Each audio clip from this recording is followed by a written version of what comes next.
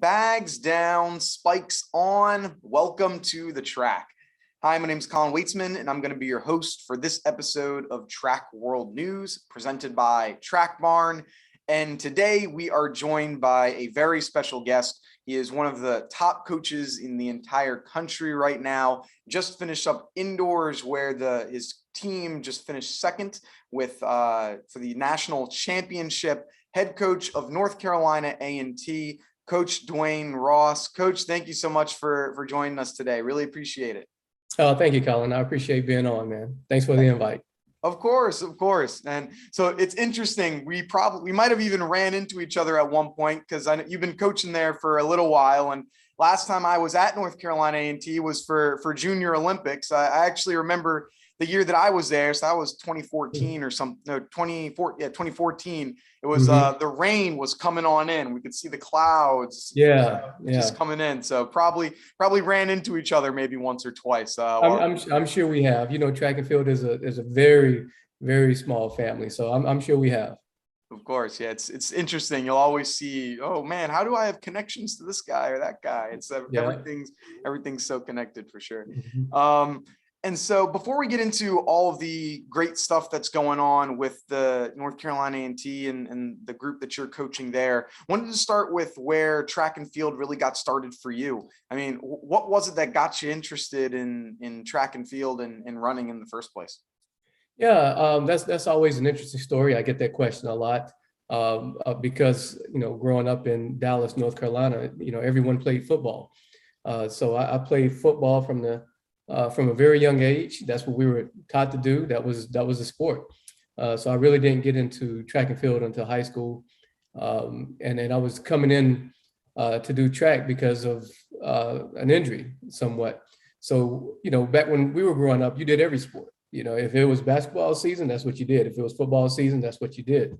So after football season, you know, I tried to join the basketball team and, you know, just to pick up game and sprained my ankle and, you know, and one of the football coaches, he was actually the track coach. He said, hey, you know, you're going to come out here for track and you're going to get healthy and you're going to run. And it started from there. My first event was the shot put. So I was a very good shot putter when I started throwing. And then I just kind of, and then obviously what else drives men at that age, young men at that age is, you know, young girls. So at a competition after throwing shot, I noticed that all the girls were screaming for the guys running on the track. So I said to my coach, hey man, I need a running event. And the only event left was the hurdles. So he put me in the hurdles and here I am. So that is the story of how I got into track and field, and more specifically the hurdles. There you go. It's funny to think that if the running event that they had was like, hey, it's the 1500.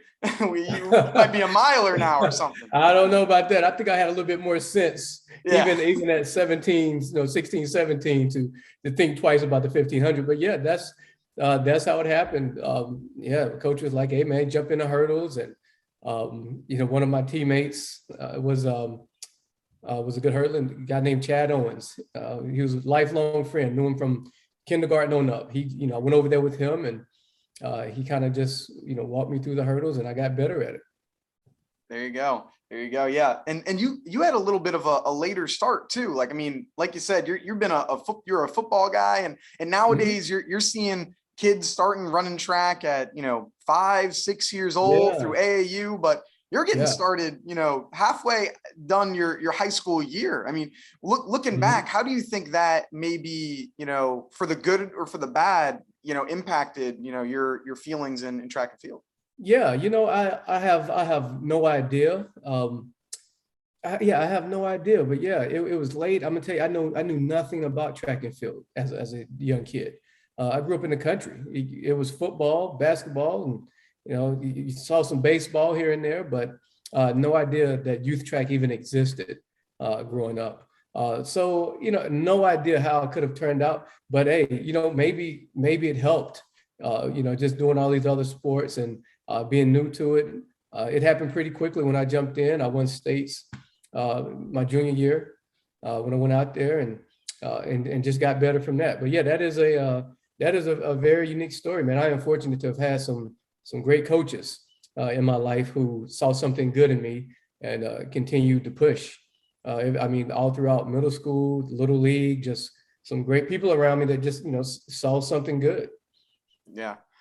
And so then when did you realize, like, oh yeah, like you just mentioned, oh, I actually have some talent in this. This isn't just something I'm gonna, do because I'm getting ready for other sports. Like I can actually go to college for this, or potentially even make a career. Like when did that moment kind of happen for you? I still remember this moment. I got to school one morning and I saw my coach. He was, the assistant football coach. He was also the track coach. And this was my senior year. And he says, "Hey, come here, I got something for you." So I walked with him to his office and he pulled out a letter. First letter I ever received, right, was from UNC Chapel Hill, right? And Charles Foster, who's former world record holder in the hurdles. I mean, the man was a legend. He was the hurdles and sprint coach there at Chapel Hill.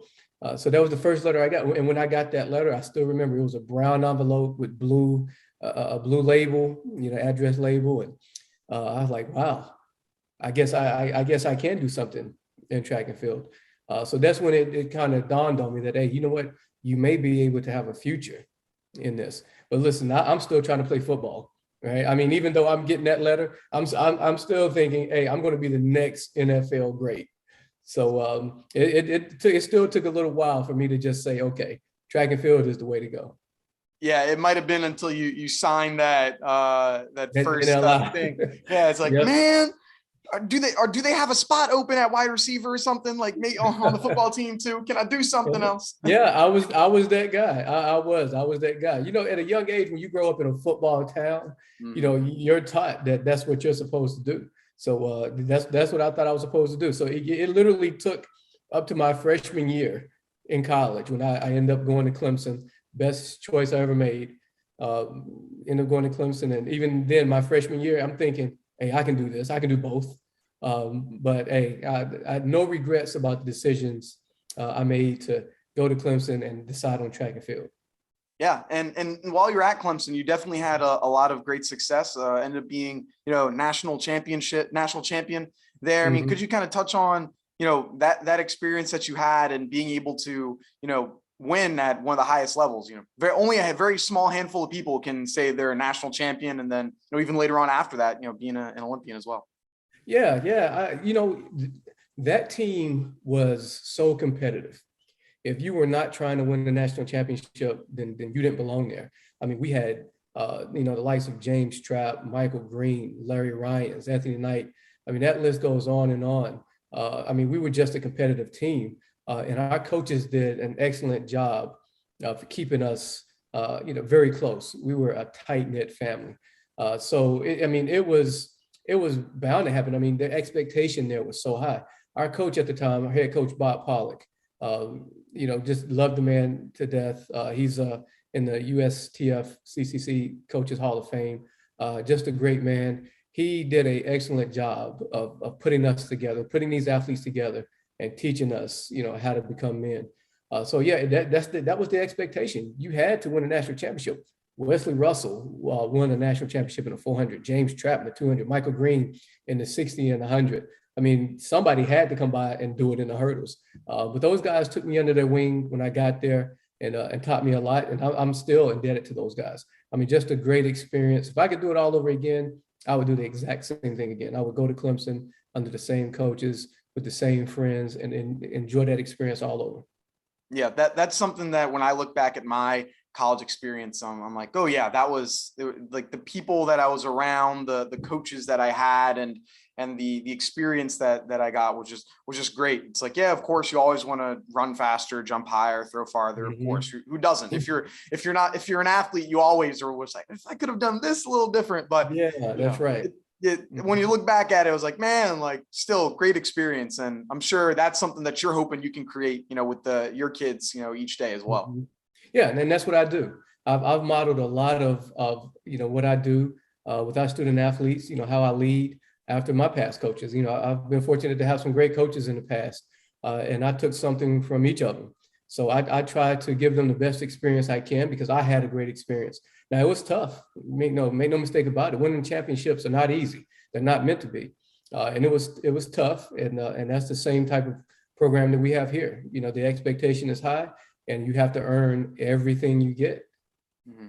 Yeah. And so now I think you're going into your 10th year here now, or this is your 10th year at North Carolina A&T? This is year 10, man. It came and went so fast.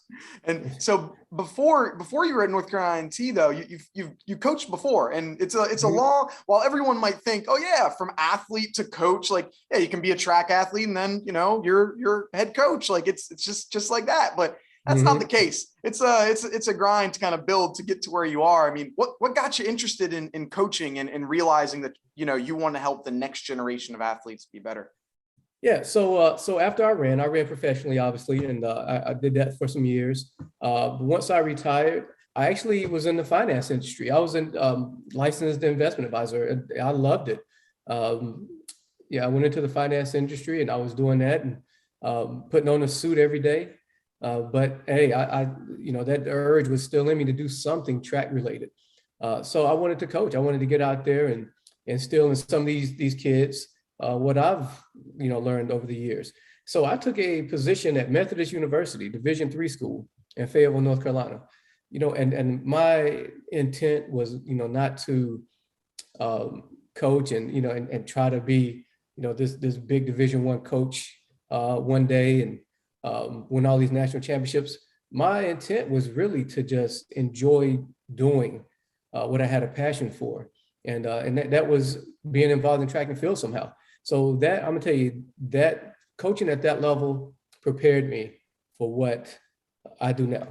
You know, I tell coaches, anyone who will listen, when we talk about, you know, where I came from in coaching, where I started, I'll tell all of them, Division III teaches you a lot.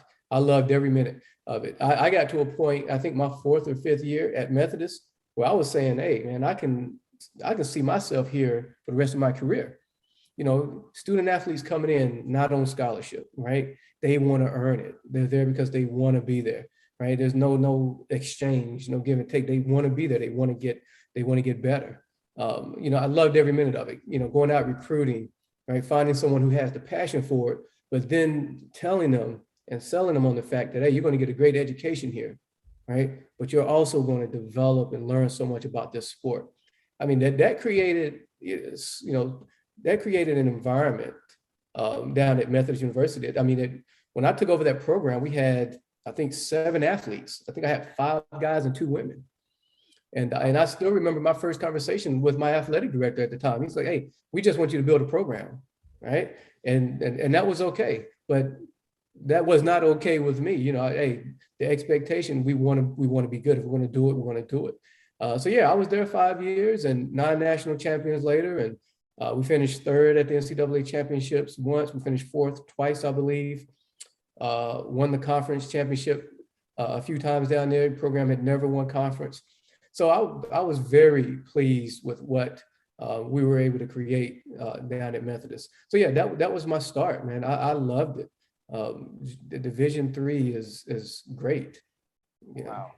To think that in 5 years, so there's some student athletes that, you know, I mean, with COVID now, we got some people that are 6, even 7-year seniors, but to go to bring a program from 5 people to having national champions and finishing top of the nation in just a short 5-year turnaround. I mean, that's very incredible to be able to do that in Division III, where, you know, your resources may not be as plentiful as it is at the, you know, the larger area. I mean, I'm sure, you know, that's going to help you be like, all right, if I can do that there, I can do that anywhere. Yeah. So, exactly. Yeah. Exactly. And that was always my mindset. When it got time to progress and leave, that was my mindset. You know, I heard a lot of people.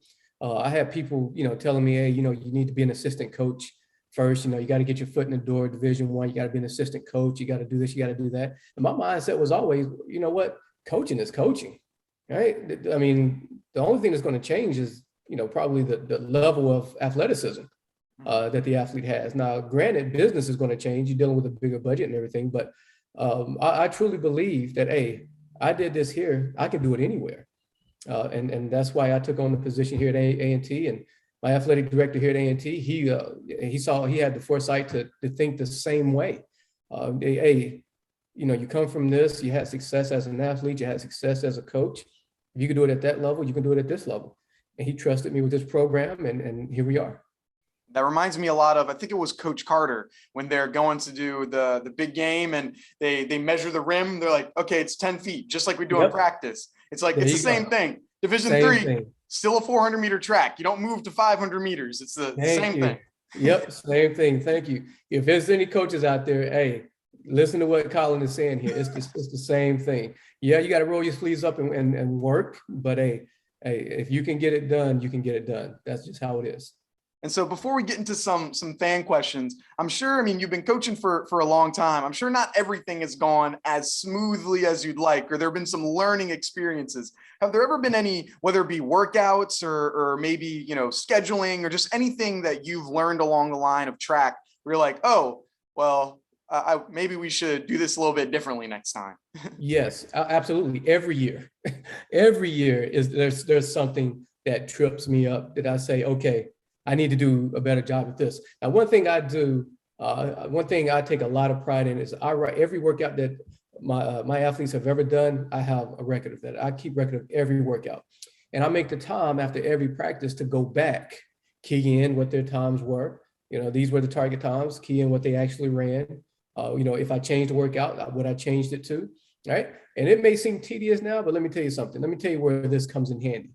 The next year, right? The next year, when things don't go the right way and you're looking back like, okay, where did I go wrong, right? Just go back and look and say, okay, what led up to this? Where did I get off track, all right? And that right there is something that I just don't change, right?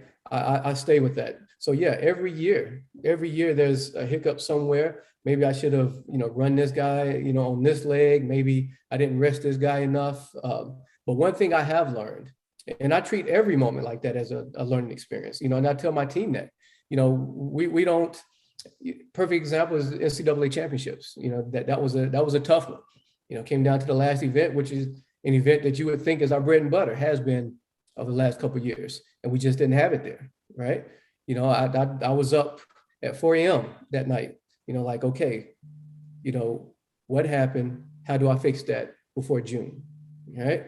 So, so just going back and looking at things and saying, okay, these are the corrections we need to make.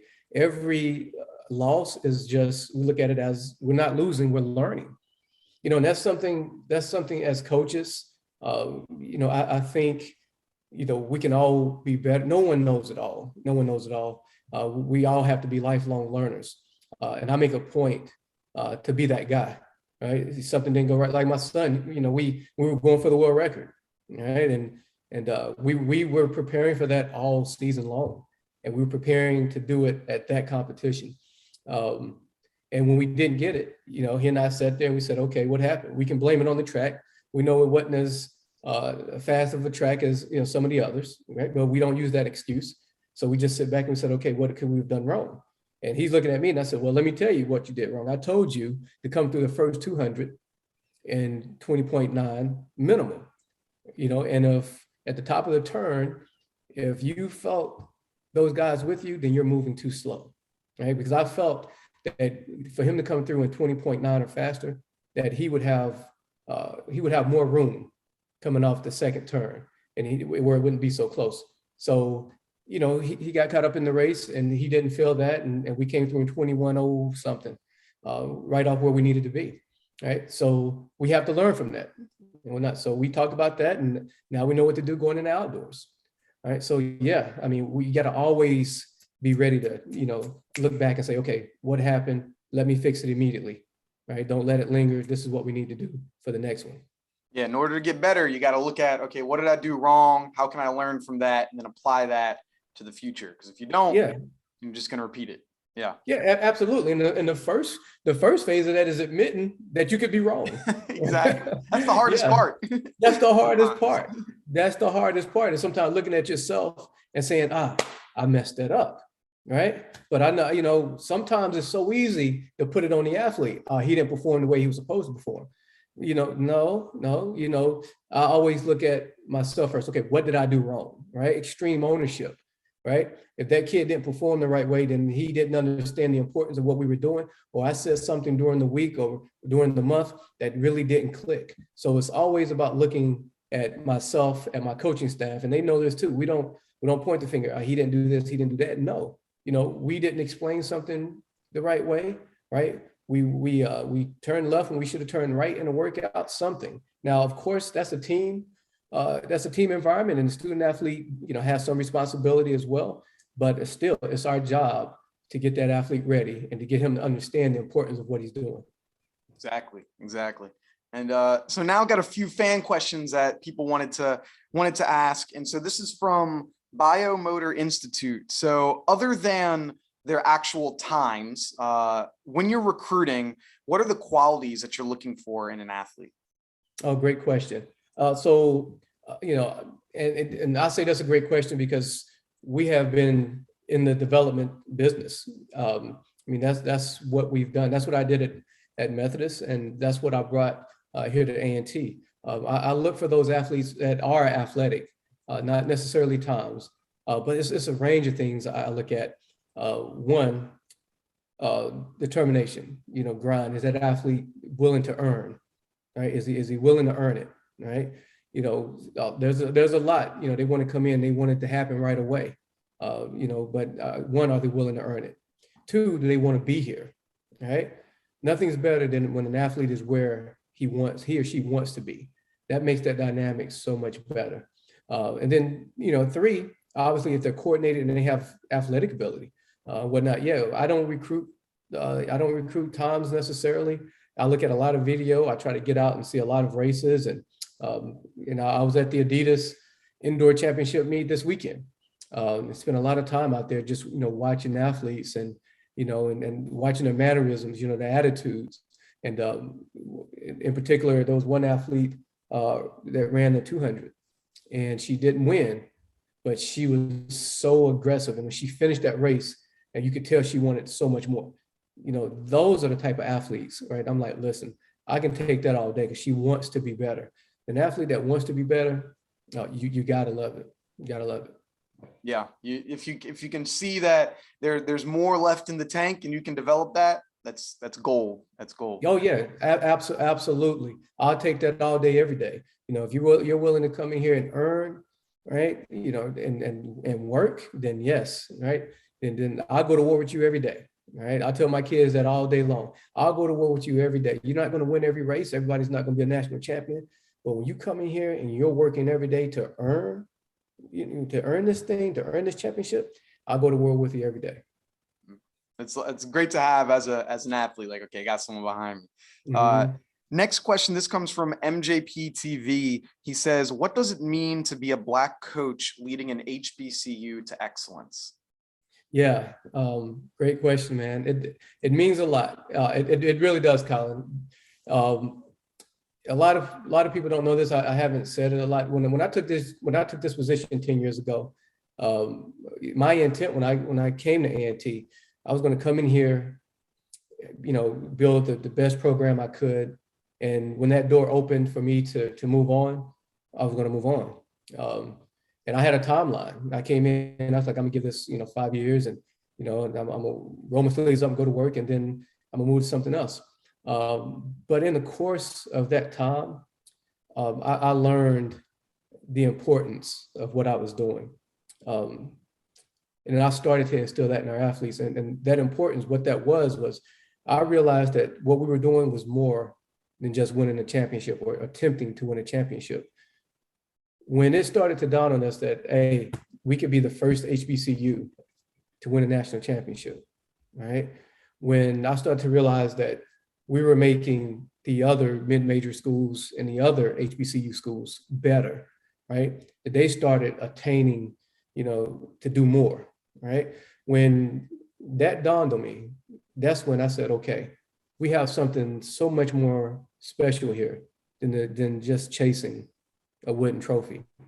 And I really believe that. And our guys believe that. This has been more than about just winning that national championship. It's been about changing the status quo. This system that we're in track and field. I love it dearly. I love it dearly, but it's a lot of hypocrisy in this system. The system is not built for everyone as it should be.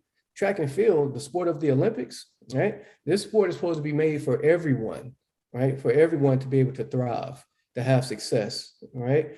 And the system is not built for HBCUs to do what we're doing, for mid-majors to do what they're doing, right? So someone had to say that, and someone had to stand up and say, okay, I'm going to lead the charge, right? We have the resources. More importantly, we have the student athletes that want to take that responsibility on. So we're going to lead the charge in getting this done. And that has been the goal.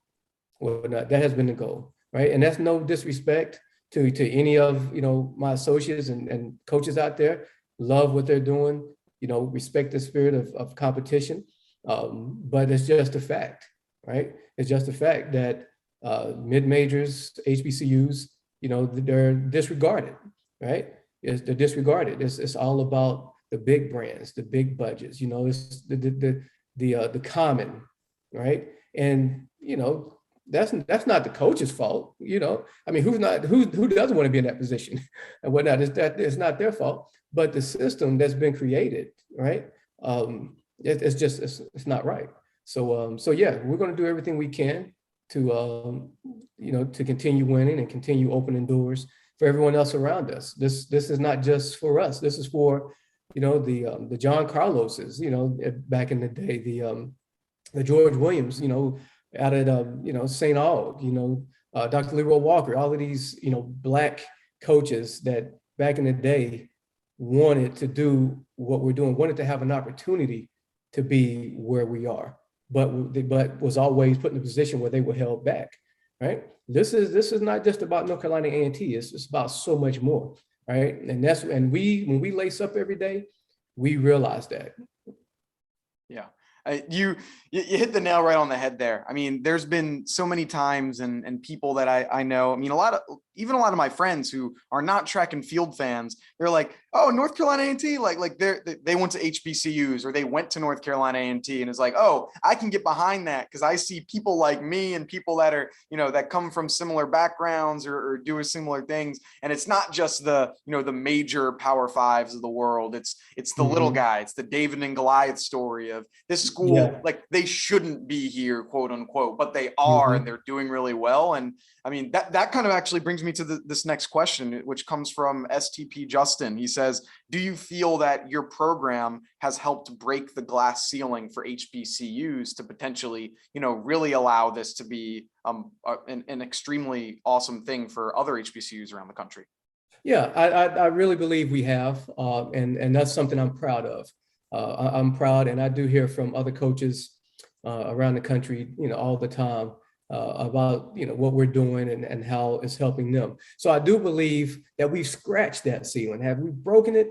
Not yet, not yet. But what I would love to see is that not just North Carolina A&T, right, but other institutions, the Bethune-Cookmans, the Hamptons, the Howards, other institutions, right, continuing to progress the way they're progressing, and we all break through that glass ceiling at the same time. It really needs to happen, and it's not so that A&T can bring a trophy home, but it's to say that hey, this can be done, right? If the athletes believe it can be done, you put the right athletes in place, you put the right coaches in place, you put the right support staff and environment in place, it can be done anywhere. Right? It can be done anywhere. Just, the conversation we had earlier about when I was at Methodist University and making the transition to here, right? It can be done, so getting other athletes and other coaches around the country to think the same thing, I mean, is huge. So yeah, I take a lot of pride in it. I think we're scratching that glass ceiling, and we're right there. We're right there. Of course, a lot of opposition, which I love.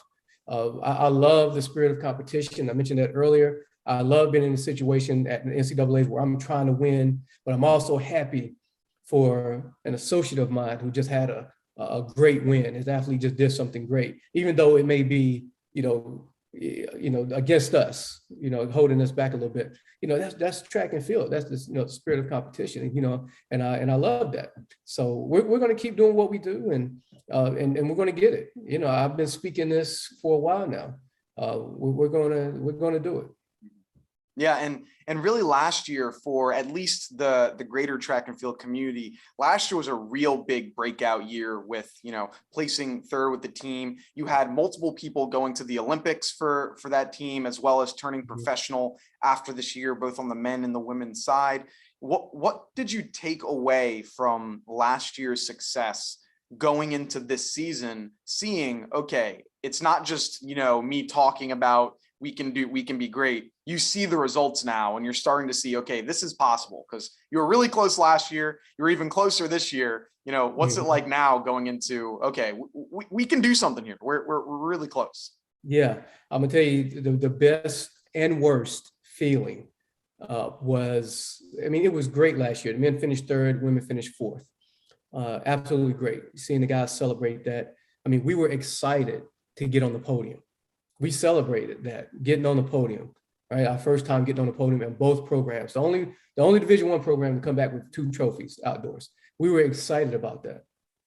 The best and worst feeling was a couple weeks ago in Birmingham, when we lost that event, when we lost that meet on the last event, right?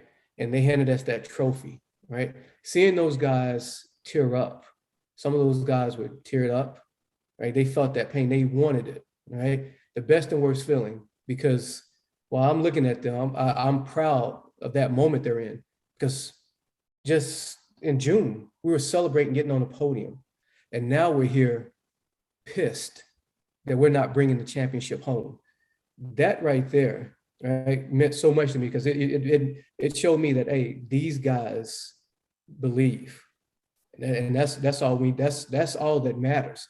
They felt, we all felt that we had a legitimate shot at that. It just didn't go our way. Texas ran a great meet. You know, I mean, we got out-coached, we got outperformed. That's the game, right? We'll bounce back and we'll be ready in June. But the best and worst feeling, you know, my heart went out to them. You know, seeing them, nobody wanted. They had to call us 3 times to come get that trophy, right? To take the pictures, you know, and doing the award ceremony. We had to round our guys up. No one wanted to go represent that. That's how emotional they were. So big moment for me, man. That was a big moment for them. Like I said, excited to be on the podium in June, right? And here we go in March, right? And mad that we're second, right? So that was a big turning point for us. Yeah, it's crazy to think, if you told your guys this time last year, like, hey, by the way, we're going to get second place as a team, but you're all going to be upset about it. Like, yeah. Wait, what? That doesn't make no sense. Exactly. Yeah. So yeah, man. Yeah. Exciting for us. Exciting. There you go. And before we talk about, you know, some previews and what you're looking forward to with outdoors, we mentioned it briefly before, but you have the ability that is very few and far between, especially at the top level, you know, the NCAA, you know, Division I level, to be able to actually coach your son while you're racing. And not only that, but to have him be, you know, a very contributing factor on your team. And then, you know, even in the Olympics as well, you know, what's it like being, you know, coaching Randolph and seeing how he's doing and taking your legacy and moving it down the line? Like, what's that experience like? Oh man, I'm gonna tell you, it's absolutely great. You know, I look forward to seeing him every day at practice. You know, my daughter's on the team too. I look forward to seeing both of them at practice because I get to watch them grow up. You know, that is such a blessing, where some parents are sending their kids off to college, right? And kids come back after a year and you know, like, wow, where's the time going? I get to, you know, sit and talk with them and participate in something, you know, that they dream big about every day. I mean, it's an absolute blessing. I mean, he's just a great young man. So watching him grow, we were talking about the LSAT today because he wants to go to law school. One of my proudest moments, man, is this kid. Everybody's talking about him going pro and after he made the Olympic team and not coming back. I left that choice up to him. I said, hey man, we have to talk about it because it's a reality. What do you think? You know, my son looked at me and said, nothing about my life is going to change, you know, with me chasing money. My goals are, I want to come back, break the collegiate record. I want to do this. I want to go to law school. These are things I want to do. So that'll be there. I mean, come on. I mean, for me, I felt like father of the year. Like I've taught this kid that, hey, there's something more important than the immediate, gratification of money, and success, whatnot. So, I mean, it's an absolute joy to coach him. Right? I mean, I literally have no complaints. Somebody asked me about that the other day. I was like, listen, I have no complaints. He comes to practice, whatever I give him, right? He's like, okay, let's get it done. His problem is he wants to do too much.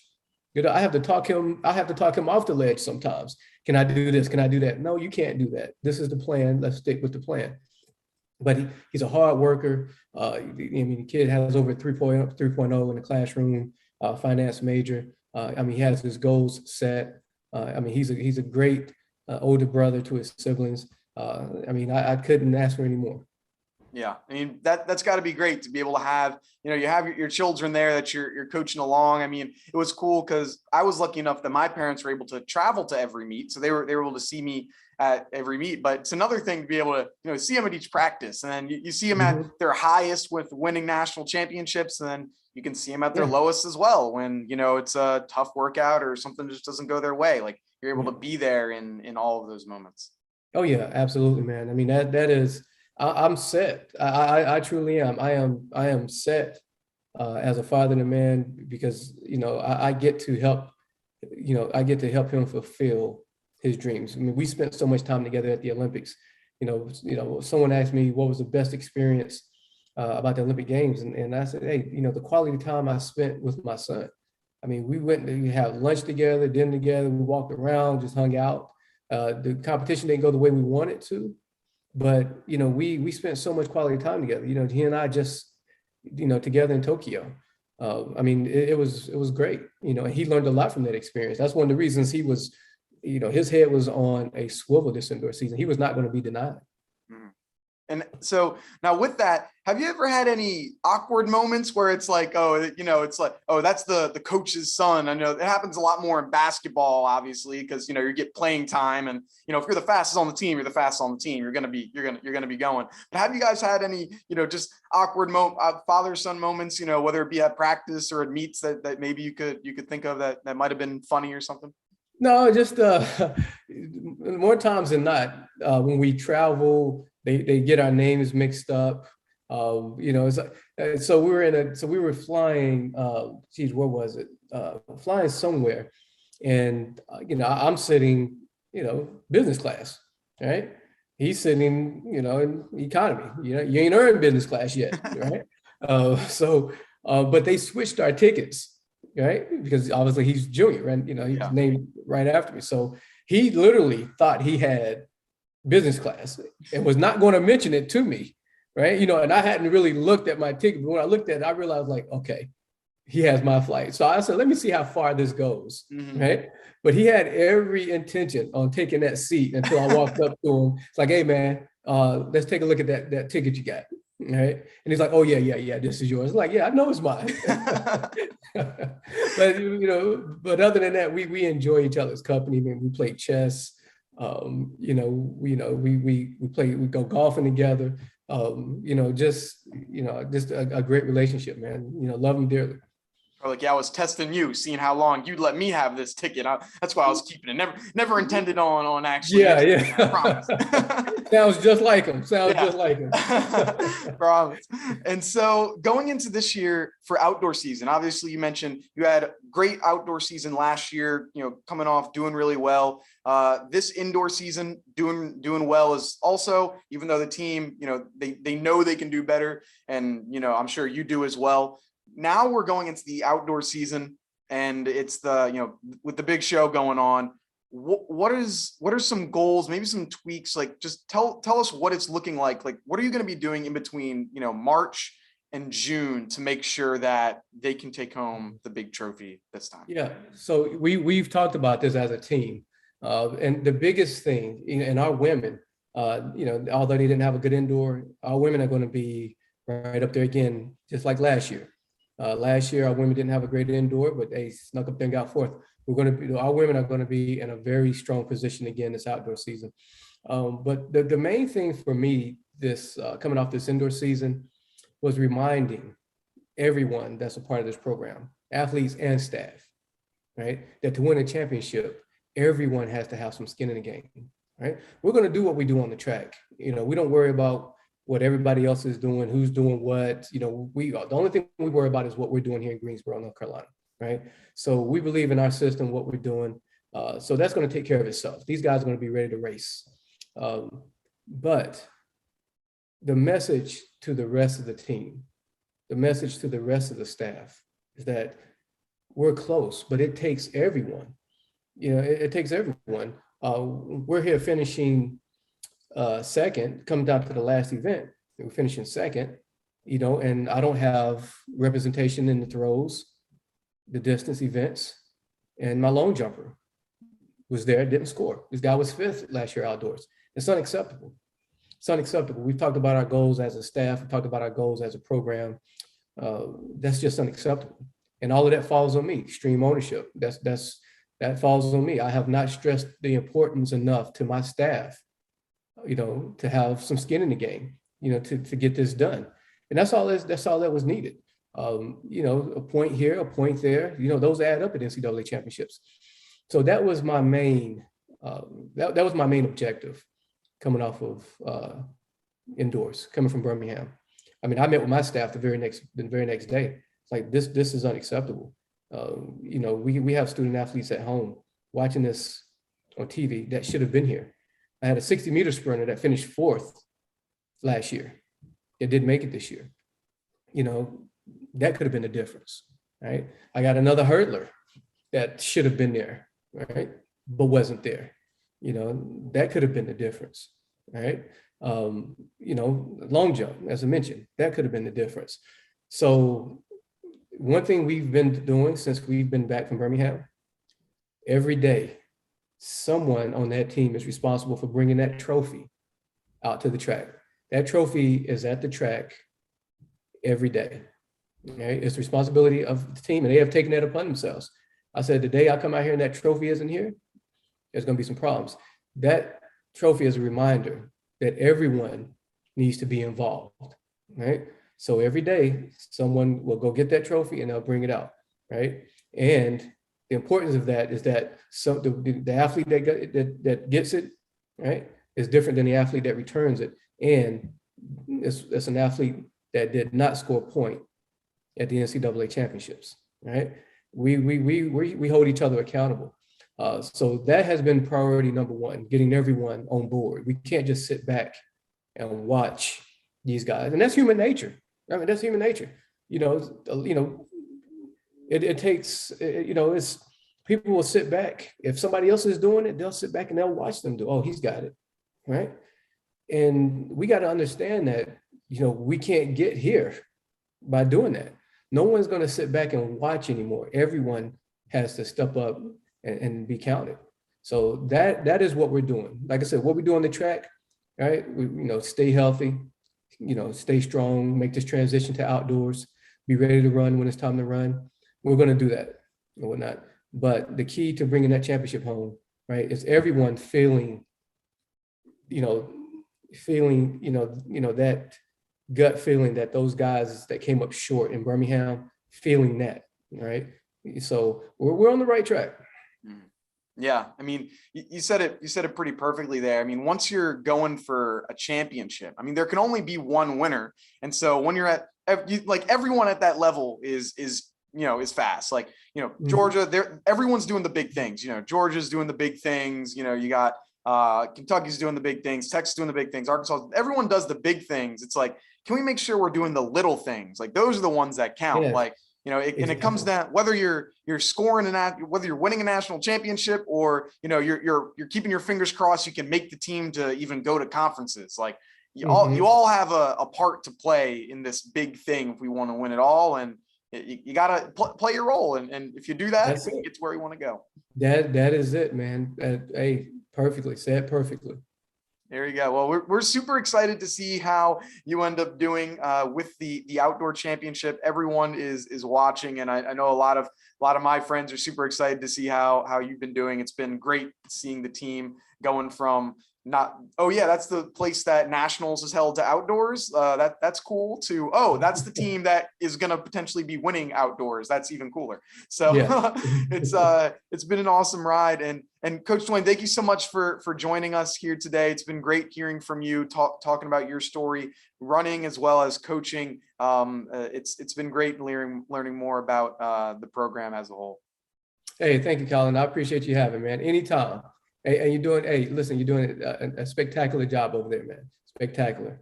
Bringing everyone together, man, in track and field. Spectacular job. I appreciate it. Thank you so much. Thank you, Coach. And then thank you to everyone for listening. This has been another episode of Track World News. If you want more content from us, go and follow us over on Instagram at Track World News. We post almost daily. Make sure you leave a like, subscribe, leave a review. That all helps us know that you're enjoying the content over here. That's going to do it from us here with Track World News. Have a good one. Peace.